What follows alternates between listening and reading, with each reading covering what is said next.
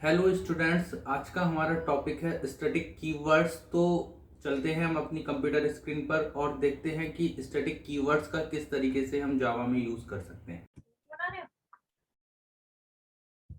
तो आ गए हैं हम अपने कंप्यूटर स्क्रीन पर और आज का टॉपिक है स्टैटिक कीवर्ड। तो स्टैटिक कीवर्ड को पहले हम प्रैक्टिकली समझते हैं, क्योंकि हमारा मेन फोकस ही स्टार्टिंग से प्रैक्टिकल अप्रोच पर है और आपको किस तरीके से बिगिनर से मास्टर बनाया जाए। ठीक है, तो स्टार्ट करते हैं क्लास। ठीक है, प्रैक्टिकली समझिए चीज। स्टैटिक EX नाम की हमने क्लास ली और मैंने मेन बनाया main public static void main string arguments, कुछ भी हो सकता है ये नेम। ARGS भी बहुत लोग यूज करते हैं। और मैंने यहाँ पर एक वेरिएबल लिया int इक्वल्स टू 10 और system dot out dot print ln मैंने टाइप प्रिंट करा यहाँ पर a। तो ये हमारा क्या है, एक हमने लास्ट क्लास में भी पढ़ा था, this is the instance variable, कि एक क्लास के तो अंदर है लेकिन इनसाइड द मेन है ये। ठीक है, किसी भी मेथड बॉडी में नहीं है। और हमने यदि इसे सेव करा, प्रोग्राम को सेव करते हैं Ctrl+S। अभी तक हमने स्टैटिक वेरिएबल के बारे में या स्टैटिक कीवर्ड के बारे में कुछ भी डिस्कस नहीं करा है इसमें, स्टैटिक ex.java, और हमने सेव कर लिया इसे।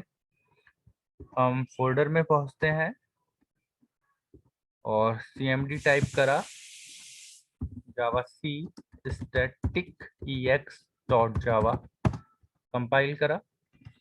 कंपाइल करने के बाद हमने रन करा, आउटपुट इज 10।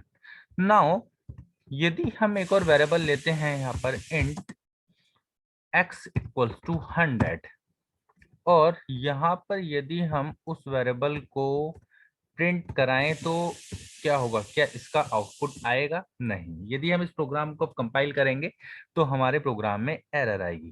तो पहले हम देखते हैं, क्योंकि आपको एक एक लाइन का मतलब पता होना चाहिए कि एरर आ रही है या नहीं आ रही। तो क्या होगा, हमने क्या करा है, देखिए हमने एक वेरिएबल मेन के बाहर डिक्लेयर करा है और उस वेरिएबल को हम क्या कर रहे हैं, मेन के अंदर कॉल कर रहे हैं। और तब हम प्रोग्राम एग्जीक्यूट कंपाइल कर रहे हैं तो हमने क्या बोला कि एरर आएगी। तो एरर आती है या नहीं चेक करते हैं हम।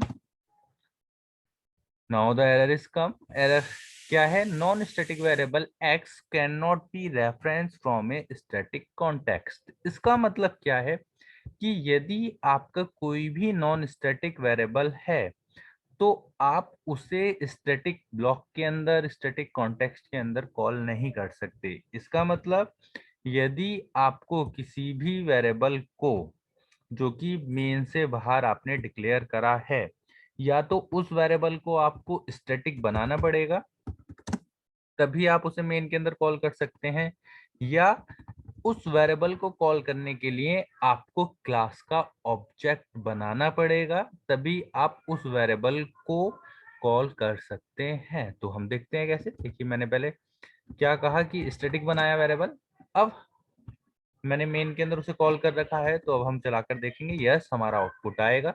कंपाइल हुआ और आउटपुट इज 10 100। तो यहाँ पर हम लिख लेते हैं, if a variable is static, then no need to create class object call that variable। उनका बैंड कर देते हैं, कभी ना है। और यदि आपका वेरिएबल क्या है, नॉन स्टैटिक, तो उसे कॉल करने के लिए आपको क्लास के ऑब्जेक्ट की जरूरत पड़ेगी ही। ठीक है, तो हम एक और प्रोग्राम ले लेते हैं, Ctrl+A Ctrl+C, file new, save करेंगे इसे और इसका नाम रख लेते हैं स्टैटिक ex1, क्योंकि आपको प्रैक्टिकली स्ट्रॉन्ग करना हमारा मेन मोटो है। तो यहाँ पर अब हमने क्या करा, मैंने बताया था कि यदि कोई भी वेरिएबल मेन के बाहर है, नॉन स्टैटिक है, या तो उसे स्टैटिक बनाना पड़ेगा, जो कि हमने लास्ट वाले प्रोग्राम में देखा था। यदि आप स्टैटिक नहीं बनाते हैं तो आपको क्लास का ऑब्जेक्ट बनाना पड़ेगा। तो यहाँ पर हम लिख लेते हैं, if a variable is non-static, then we need to create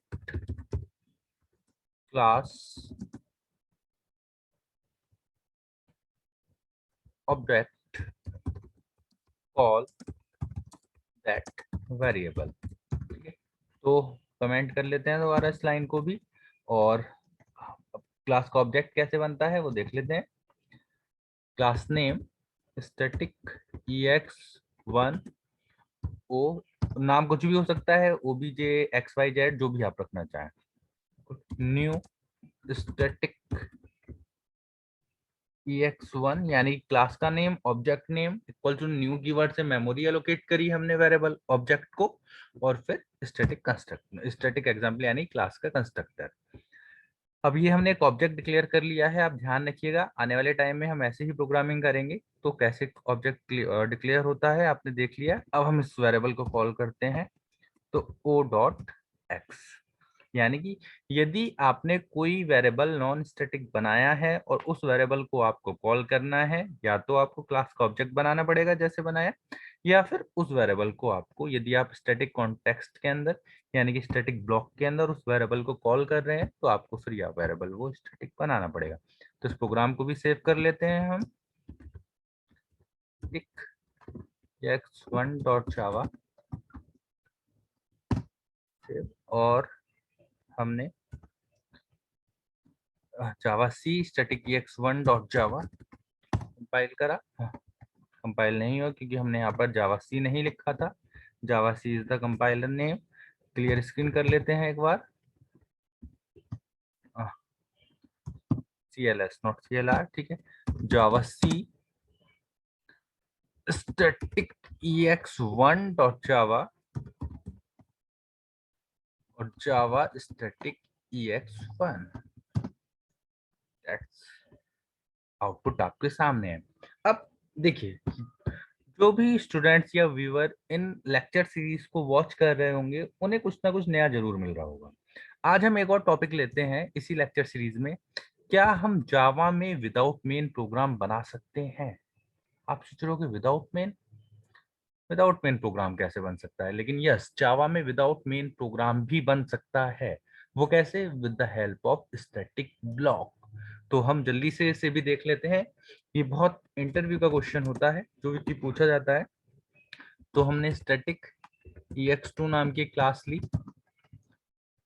हमने एक ब्लॉक लिया, स्टैटिक ब्लॉक जिसे हम बोलते हैं स्टैटिक ब्लॉक, और इसके अंदर हमने लिखा system dot out dot println एलन, और यहाँ लिखा प्रोग्राम विदाउट मेन, और सेव करा. ये स्टैटिक ex2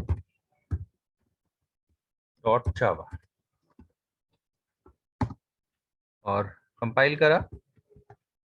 जावा सी स्टैटिक ex2 डॉट जावा. देखिए कंपाइल हो गया, यानी कि जावा में विदाउट मेन भी हम प्रोग्राम बना सकते हैं. और स्टैटिक ex2 क्या आया? Exception in main thread. इसने क्या बोला कि प्रोग्राम को मेन नहीं मिला, प्रोग्राम को मेन नहीं मिला, और इसने देख दी no class definition found error static ex2. ठीक है, यानी कि उसे स्टैटिक ex2 नाम की क्लास नहीं मिली.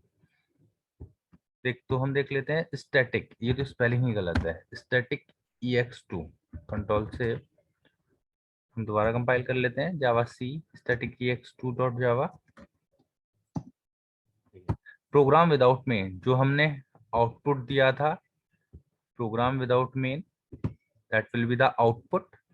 और साथ में आया है exception in thread main, no such method found main, यानी कि प्रोग्राम में मेन मेथड नहीं मिला. इसका मतलब क्या है? आप यहाँ पर एक बात जरूर ध्यान से सोचिए. कंपाइलर जब भी, चाहे वो सी का कंपाइलर हो चाहे वो जावा का कंपाइलर हो, सबसे पहले मेन ही जाता है, यानी कंपाइलर मेन में ही स्विच करेगा. कंपाइलर को मेन मिला ही नहीं, यानी कि जावा में मेन से पहले एक और ब्लॉक एग्जीक्यूट होता है, वो क्या होता है? स्टैटिक. उसके बाद कंस्ट्रक्टर हम नेक्स्ट टॉपिक में पढ़ेंगे, या नेक्स्ट टू नेक्स्ट टॉपिक में कि कंस्ट्रक्टर होते क्या है। फिर उसके बाद मेन, ठीक है। यदि मेन नहीं मिला प्रोग्राम कंपाइलर की, कंपाइलर ये तीन चीज जरूर देखेगा। यदि मेन नहीं मिलेगा तो कंपाइलर ने एक्सेप्शन दे दी। तो हम चाहते हैं कि कंपाइलर मेन सर्च करने से पहले ही एग्जिट हो जाए, तो हम यहाँ लिख देंगे सिस्टम डॉट एग्जिट, यानी कंपाइलर ने मेन सर्च करा ही नहीं और हमने उसे पहले ही एग्जिट करा दिया।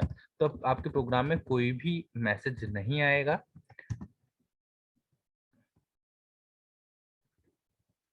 कंट्रोल एस, देखिए लाइव प्रोग्रामिंग में यही एक एडवांटेज भी कह सकते हैं और डिसएडवांटेज भी कह सकते हैं। Identifier expected system dot exit, control S,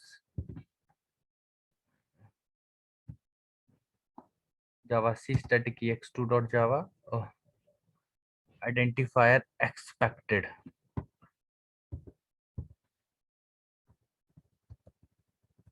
हम यहाँ लगाते हैं, हमने एरर कर दी थी वहां पर, सिस्टम डॉट एग्जिट और 0, ठीक है। अब प्रोग्राम हमारा बिल्कुल ठीक चलेगा। CLS कर लेते हैं हम एक बार, जावा सी स्टैटिक ex2 डॉट जावा, मैंने क्या था बिल्कुल ठीक चलेगा, और जावा static ex2 program without main. So yes, the answer will be we can create the Java program without main also. ठीक है। तो स्टूडेंट्स, आज हमने स्टैटिक कीवर्ड्स के बारे में काफी कुछ जाना। आप सभी व्यूवर्स से मेरा यही कहना है कि जो भी मैं यहाँ पर आपको लाइव प्रैक्टिकल नॉलेज दे रहा हूँ उसे अपने घर पर जरूर प्रैक्टिस करें। आपने अभी तक यदि अपने मशीन में, अपने कंप्यूटर में JDK इंस्टॉल नहीं करा है तो हमारे जो लास्ट लेक्चर्स हैं, वीडियो लेक्चर्स, उन वीडियोस को देखें कैसे आप अपनी मशीन में JDK इंस्टॉल करेंगे, उसका पूरा डिस्क्रिप्शन दिया हुआ है इस वीडियोस में। उन लास्ट लेक्चर्स के लिंक हैं अभी, क्योंकि हमारी सीरीज ज़्यादा आगे नहीं बढ़ी है, तो आप उन्हें प्रैक्टिकली करिए, इस लेक्चर को प्रैक्टिकल करिए, क्योंकि हमारा मेन फोकस ही आपको प्रैक्टिकल नॉलेज देना है। तो आप सभी व्यूवर्स को यदि हमारा चैनल अच्छा लगा तो प्लीज़ लाइक करिए, शेयर करिए और सब्सक्राइब करिए। जिन भी व्यूवर्स को इस लेक्चर के नोट्स चाहिए तो वो अपने कमेंट बॉक्स में अपना मेल आईडी मेंशन कर सकते हैं, उनकी मेल आईडी पर इस टॉपिक के डिटेल नोट्स भी पहुंच जाएंगे। तो thank you so much viewers, हम मिलते हैं नेक्स्ट लेक्चर में। Thank you so much.